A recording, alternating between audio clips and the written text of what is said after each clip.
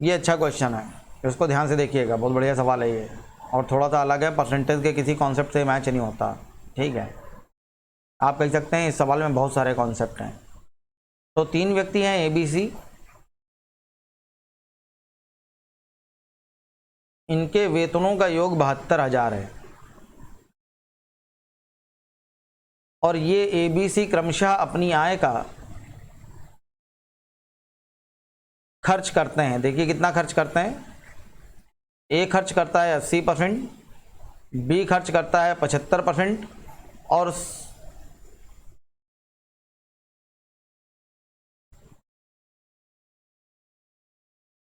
80%, B खर्च करता है 85%, और C खर्च करता है 75%। तो किसी भी व्यक्ति की कुल आय 100% होती है, अगर 80% इन्होंने खर्च कर दिया तो देखिए बचा कितना, तो A के पास बचा होगा 20%, B के पास बचा होगा 15%, और C के पास बचा होगा 25%। और सवाल में कह रहा है इनकी बचतों का अनुपात दे रहा है इनकी बचत का, ये हमने बचत यहाँ रखी हुई है, इन बचत का अनुपात दे रहा है, कह रहा है इनकी बचतों का अनुपात 8:9:20 है।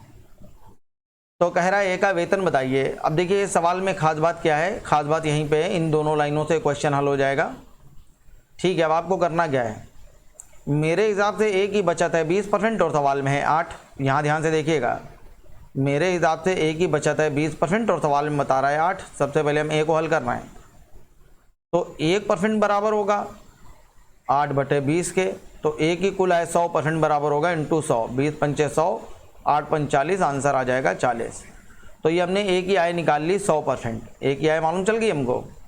अब देखिए ऐसे ही B का निकालना है, B की आय है 15, B की बचत मेरे हिसाब से है 15 और सवाल में है 9, तो 15% बराबर है 9 के, तो 1% बराबर होगा 9/15 के, तो 100% बराबर होगा इंटू 100 के, तो 3 से काटा 3 तिया 9 और 3 5 15, 5 से काटा 5 दूना 10 20, 20 तिया 60, तो ये आ गया 60।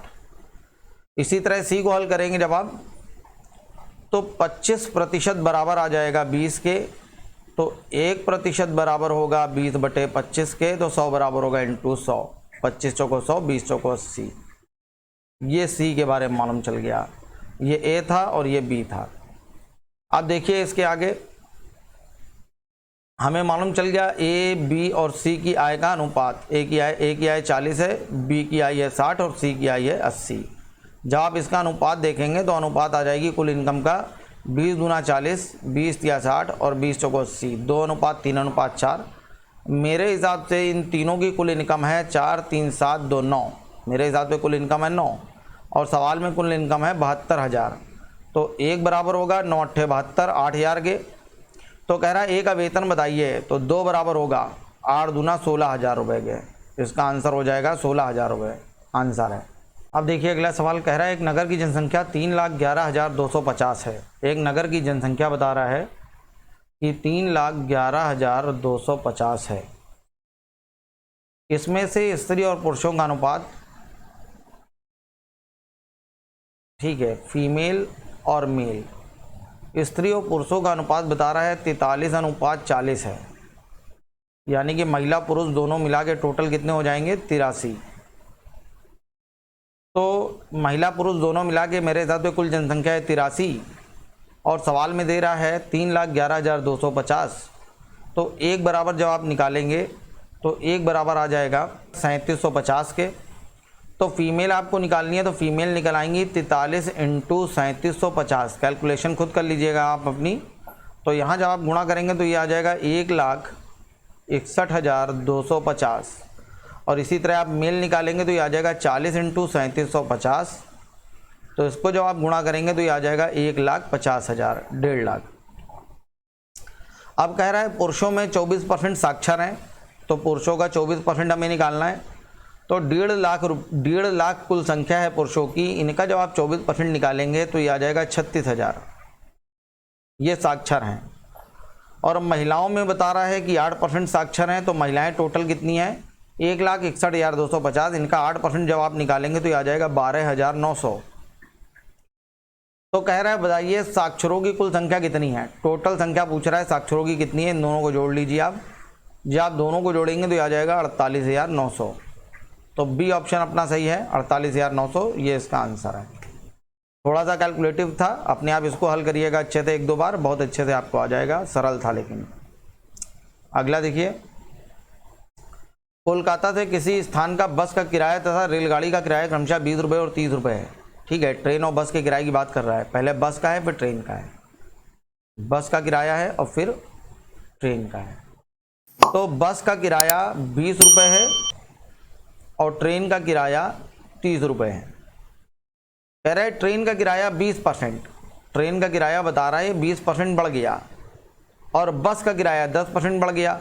बस का किराया बढ़ गया 10%, तो इसका 10% आप निकालेंगे आ जाएगा 2 रुपये, तो ये आ जाएगा 22।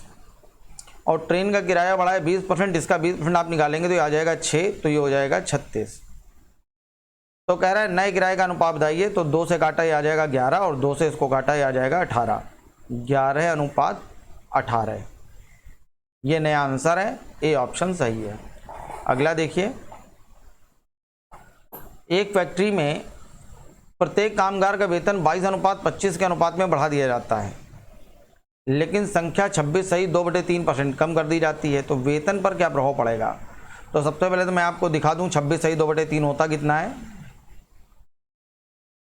तो इसका जब आप यहाँ गुणा करेंगे तो यह आ जाएगा 6 तिया 18, 18 की 8, हाथ से लगा 1, 3 दूना 6 और 1 7, 78, 78 और 2 80, तो ये आ जाएगा 80/3। परसेंट का निशान हटाए बटे 100, 0 से 0 कैंसिल हो गया, तो 2 से काटेंगे आ जाएगा 4/15। तो इसका मतलब यह है कि कामगारों की संख्या 26:2/3% घटा दी। ये बहुत खास बात है, इसको ध्यान से देखिएगा। इसका मतलब पहले कामगार कितने थे? पहले कामगार थे 15, और कमी कितने की कर रहा है? कमी कर रहा है 4 की। ठीक है, बात ध्यान रखिएगा, अभी काम आएगी। अब देखिए यहाँ क्वेश्चन हल करने जा रहे हैं। सबसे पहले कामगारों की संख्या और फिर इनका वेतन। ठीक है, तो ये बात कर रहे हैं हम पहले की और ये हम बात कर रहे हैं बाद की। तो कह रहा है कामगारों का वेतन 22:25 के अनुपात में बढ़ा दिया गया। तो पहले वेतन जिनका 22 था उनका बढ़ा के 25 कर दिया गया, वेतन बढ़ा दिया। और कुछ जो आलसी लोग थे उनको निकाल दिया। तो पहले लोग कितने काम कर रहे थे? पहले लोग काम कर रहे थे 15, बाद में 4 की कमी कर दी, 4 लोगों को निकाल दिया, तो लोग बचे 11। तो देखिए पहले एक व्यक्ति का वेतन था 22 रुपये और 15 लोग थे, तो टोटल कितना खर्चा हो रहा होगा? 15 दूना 30, 15 दूना 30 यानी कि 330। और यहाँ अब लोग बचे हुए हैं 11 और एक व्यक्ति को वेतन दिया जा रहा है 25 रुपये, तो कितना वेतन खर्च हो रहा है? 275। तो यहाँ देखिए जो कंपनी को वेतन बांटना पड़ रहा है, पहले कंपनी 330 रुपये बांट रही थी, अब कंपनी 275 रुपये बांट रही है। तो कंपनी कितने रुपए कम बांट रही है? 55 रुपये। कितने में? 330 में। तो निकाल लिए 55, 330 का कितने परसेंट है? तो 11 बचे 55, 11 तिया 33, 50/3। आंसर आ जाएगा 16:2/3, 16:2/3%। तो इसका आंसर है कि वेतन कंपनी जो वेतन बांट रही है पहले के वेतन में अब 16:2/3% कम बांटना पड़ रहा है। ठीक है, आंसर है सी ऑप्शन। अगला देखिए, कह रहा है दो संख्याओं का अंतर 1660 है। यदि एक संख्या का 6.5 दूसरी संख्या के 8.5 के बराबर है, तो यहाँ बता रहा है कि पहली संख्या का 6.5%, 6 दूना 12 और 1 13/2%, ये दूसरी संख्या के 8.5, 8 दूना 16, 1 17/2% के बराबर है। तो 2 से 2 ये कैंसिल हो जाएगा, ये परसेंट से परसेंट हट जाएगा, तो यहाँ आ जाएगा 1/2 बराबर आ जाएगा 17/13। तो यानी कि पहली संख्या 17 है और दूसरी संख्या 13 है। इन दोनों में अंतर देखिए कितने का है? मेरे हिसाब से अंतर है 4 का, और सवाल में अंतर है 1660 का। तो एक बराबर होगा 4 चौको 16, 4 एकम 4 और 4 पंचे 20, 415 के। तो कह रहा है छोटी संख्या बताइए, तो छोटी संख्या कितनी है? 13। तो छोटी संख्या क्या हो जाएगी? 13 × 415 है। तो हल कर लीजिए इसको। तो 13 पंचे 65, 65 की 5, हाथ से लगा 6, 13 एकम 13, 13 और 6 19 की 9, हाथ से लगा 1, 13 चौको 52, 52 और 1 53। आंसर आ जाएगा 5395। बी ऑप्शन सही है, बी अपना आंसर है। अगला देखिए, एक मिश्र धातु में 12% तांबा है, ठीक है। कितना तांबा है? 12%। तो एक मिश्र धातु में बता रहा है तांबा है 12%। कह रहा है 69 किलोग्राम 69 किलोग्राम तांबा प्राप्त करने के लिए कितनी धातु चाहिए? तो मेरे हिसाब से 100 में तांबा है 12 और सवाल में टोटल हमें तांबा चाहिए 69 किलो। तो अगर 12% तांबा मिलेगा तभी तो 69 किलोग्राम आएगा। तो 12% अगर 69 के बराबर है तो एक बराबर होगा 69/12 के। तो 100 बराबर निकाल लिए इंटू 100 के। 4 से काटा हमने, 4 तिया 12, 4 से इसको काटा 25, 3 से काटा 3 दूना 6 और 3 तिया 9। तो 25 तिया 75, 75 की 5 हाथ से लगा 7, 25 गुना 50 और 7 57, 575। ये 575 इसका आंसर है।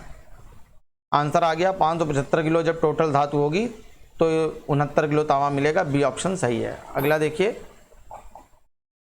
20 लीटर मिश्रण में 20% अल्कोहल और शेष पानी है, ठीक है। 20 लीटर मिश्रण है, टोटल मिश्रण है 20 लीटर, इसमें 20% अल्कोहल है और शेष पानी है। तो अल्कोहल बता रहा है 20% है, बाकी पानी है 80%। तो 20 का 20% कितना आ जाएगा? 4, और पानी 80% है, कितना हो जाएगा? 16। कह रहा है यदि उसमें 4 लीटर पानी और मिला दिया जाए, मिला दिए पानी 4 लीटर, तो पानी हो जाएगा 20 लीटर। कह रहा है अब नए मिश्रण में अल्कोहल का प्रतिशत बताइए। तो अब नए मिश्रण में अल्कोहल है 4, कितने में से? नए मिश्रण में अल्कोहल पूछ रहा है। तो मिक्सचर अब कितना हो जाएगा? 4 ये है और 20 ये है, तो मिश्रण हो जाएगा 24। तो 4 24 का कितने % है? 4 से काटा 4 छंग 24, 1/6 आ जाएगा। तो 1/6 हम जानते हैं 16 सही 2/3 होता है, या 6 का भाग दे दीजिए, आंसर आ जाएगा 16 सही 2/3%। ये इसका आंसर है। बी ऑप्शन सही है हमारा। अगला देखिए, एक अयस्क की खान में धातुओं की प्रतिशतता 60% है। एक अयस्क की खान में धातुओं की जो प्रतिशतता है वो 60% है। अब धातुओं में रजत की प्रतिशतता 3/4% है और शेष शीशा है। यदि खान से निकाले गए इस अयस्क का द्रव्यमान 8000 किलोग्राम हो, टोटल जो धातु निकाली गई है वो निकाली गई है 8000 किलोग्राम। इसमें बता रहा है कि धातुओं की जो प्रतिशतता है वो 60% है, ठीक है। इसमें धातु कितनी है? 60%। तो इसका 60% आप निकालेंगे, कितना आ जाएगा? 8 छंग 4800। तो इसमें 4800 किलोग्राम टोटल धातु है। और टोटल धातु में भी रजत यानी कि चांदी जो है, जब आप चांदी निकालेंगे तो वो निकलेगा 3/4%। तो हमें निकालना पड़ेगा 4800 का 3/4%। का निशान हटाया बटे 100, ये 0 से 0 कट जाएगा। 4 से आप काटेंगे, 4 एकम 4, 4 दूना 8, 12 तिया 36। तो ये आ जाएगा 36 किलोग्राम, ठीक। ये रजत हो जाएगा। तो कह रहा है शीशे का द्रव्यमान बताइए, लेड की वैल्यू कितनी है? लेड निकालना है। तो 4800 में से ये चांदी निकाल दीजिए, ठीक है। रजत छोड़ दीजिए, सिल्वर इसको छोड़ दीजिए आप, तो आपको मालूम चल जाएगा कि शीशा यानी कि लेड कितना है। तो 4800 में जब आप 36 घटाएंगे तो ये आ जाएगा 4764। आंसर है सी ऑप्शन सही है, 4764। अगला देखिए, किसी विद्यार्थी ने विज्ञान के विषयों में 300 में से 32% अंक पाए और वह भाषा के 200 अंक पाने वाले प्रश्न पत्रों में कितने अंक हासिल करे कि उसके कुल मिला के 46% हो जाए। तो 2 पेपर है, एक साइंस का है और एक लैंग्वेज का है। साइंस का जो पेपर है वो 300 नंबरों का है और लैंग्वेज का जो पेपर है वो 200 नंबरों का है। तो टोटल जो परीक्षा है वो 500 नंबरों की है। टोटल एग्ज़ाम 500 नंबरों का है और वो जानना चाहता है कि इन 500 में से वह विज्ञान में 32% अंक पाता है। साइंस में उसको जो नंबर मिले हैं वो 32% नंबर मिले हैं। तो इसका 32% आप निकालेंगे, वो आ जाएगा 96। और वो चाहता है कि 500 में से टोटल उसको 46% नंबर मिले। तो 500 का 46% निकाल लिए, 5 छक्का 30 की 0, हाथ लगा 3, 5 को 20 और 3 23, 230 नंबर वो चाहता है।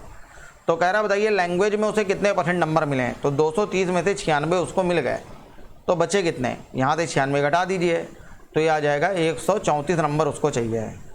तो वो नंबर नहीं पूछ रहा, वो पूछ रहा है प्रतिशत। तो आपको निकालना पड़ेगा ये 134 200 का कितने परसेंट है। 2 0 से 2 0 कट गया, 2 से काटा, 2 छंग 12, 1 बचा 13 हो गया और 2 सत्ते 14। आंसर आ जाएगा 67%, 67% इसका आंसर है। देखिए अगला क्वेश्चन कह रहा है एक परीक्षा में 1100 लड़कों ने और 900 लड़कियों ने भाग लिया। तो लड़के बता रहा है कि 1100 हैं और लड़कियां बता रहा है कि 900 हैं। इनमें से 50% लड़के और 40% लड़कियां पास हो गई। लड़के पास जो पास हो रहे हैं, पास होने वालों की संख्या बता रहा है कि 50% लड़के और 40% लड़कियां पास हुई। तो इनका 50% हो जाएगा 1100 का 550 और 40% लड़कियां हो जाएंगी 9 चौको 36 360।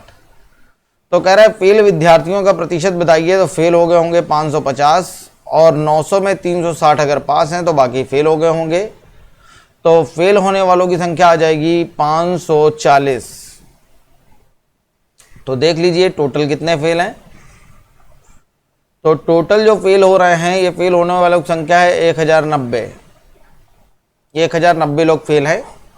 कितने में से? तो टोटल 1100 ये हैं और 900 ये हैं, टोटल हो गए 2000।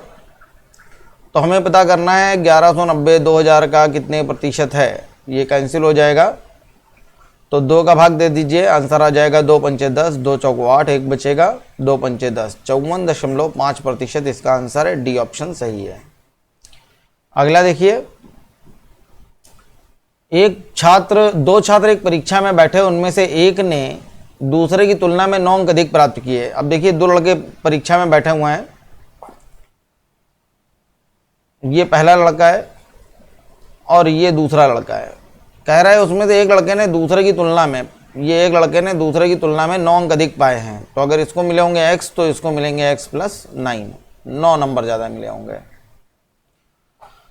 और उसके अंक, दोनों के अंकों के योग का 56% था। इसके जो अंक हैं वो दोनों के अंकों के योग का 56% था। किसके अंक? x + 9 वाले के। तो दोनों ने कितने कितने अंक प्राप्त किए, देखिए क्या आ जाएगा। तो ये हो जाएगा 2x और +9, इसको सॉल्व कर लीजिए। 4 एकम 4, 4 से इसको काटा, 4 चौको 16, इसको 4 से काटेंगे 25, यहाँ मल्टीप्लाई कर लीजिए। तो ये हो जाएगा 2x, 14 का अंदर गुणा होगा, 14 दूना 28x और प्लस 14 × 9 126 बराबर हो जाएगा 25x और प्लस 225। इसको इधर ले आइए तो यहाँ बचेगा 3x बराबर हो जाएगा 125 में से 126 गया, आ जाएगा 99। तो x बराबर हो जाएगा 33। तो हमें मालूम चल गया x बराबर 33 है। तो यानी कि जो पहला लड़का है और ये जो दूसरा लड़का है, दूसरे लड़के के 33 नंबर थे और इसके 9 ज़्यादा, यानी कि 42 नंबर थे। तो सी ऑप्शन सही है, 33 और 42। अगला देखिए, एक व्यक्ति के पास कुछ धनराशि है। उसने राशि का 20% एक वस्तु खरीदने में खर्च किया और शेष का 5% परिवहन पे। अब देखिए उसके पास हमने मान लिया कुल राशि थी 100%। इस व्यक्ति के पास कुल राशि थी 100%। इसने इस राशि का 20% खर्च कर दिया एक वस्तु खरीदने में, तो उसके बाद बचा कितना? 80। और इस 80 का 5% वो खर्च कर देता है परिवहन पे। इसका 5% आप निकालेंगे तो 4 रुपये इसने और खर्च कर दिए परिवहन पे। तो अब उसके पास कितना बचा? 76। अब उसने 120 रुपये दान दे दिए और उसके पास 1400 रुपये बच गए। तो उसके पास 1400 रुपये बचे हुए हैं 120 रुपये दान देने के बाद। तो अगर वो 120 रुपये दान ना देता तो उसके पास कितने होते? उसके पास होते 1520। तो मेरे हिसाब से उसके पास होते 76% और सवाल में बता रहा है 1520। तो ये 76% बराबर है 1520 के, तो 1% बराबर होगा 20 के। तो बताइए उसने परिवहन पे कितना खर्च किया? तो 4 बराबर जानना चाहता है। तो 4% बराबर होगा 20 चौको 80, 80 रुपये इसका आंसर है। डी ऑप्शन सही है। ये चीज़ यहाँ पे खास थी, इसको ध्यान दीजिएगा। अगला देखिए, एक गांव की जनसंख्या 25,000 है। इसमें से बता रहा है कि इनमें से 1/5 महिलाएं हैं। तो हमें निकालना पड़ेगा 25,000 का 1/5 क्या होगा, तो ये आ जाएगा 5,000। तो फीमेल हमें मालूम चल गई कि 5,000 हैं, तो बाकी सारे मेल होंगे, तो मेल कितने आ जाएंगे, मेल आ जाएंगे 20,000।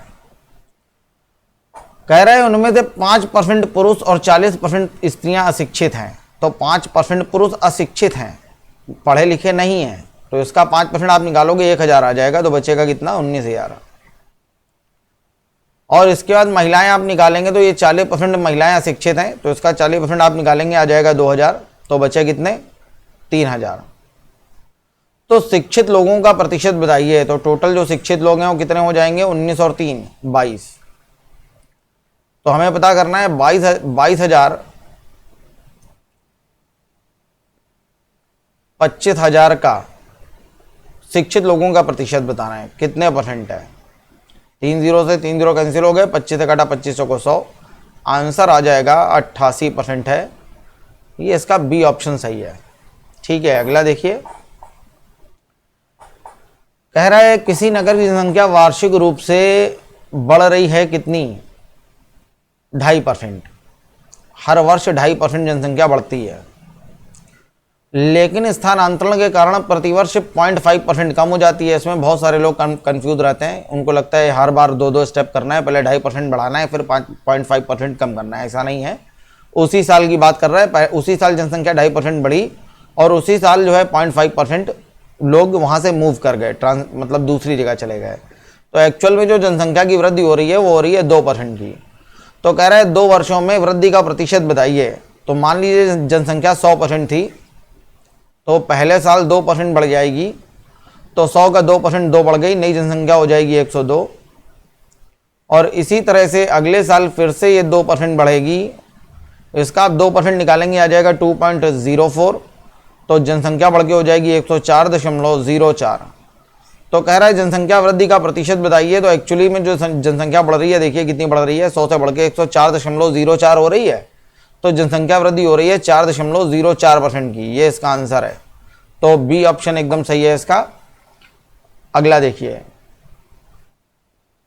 किसी शहर में 40% लोग निरक्षर हैं और 60% लोग निर्धन हैं।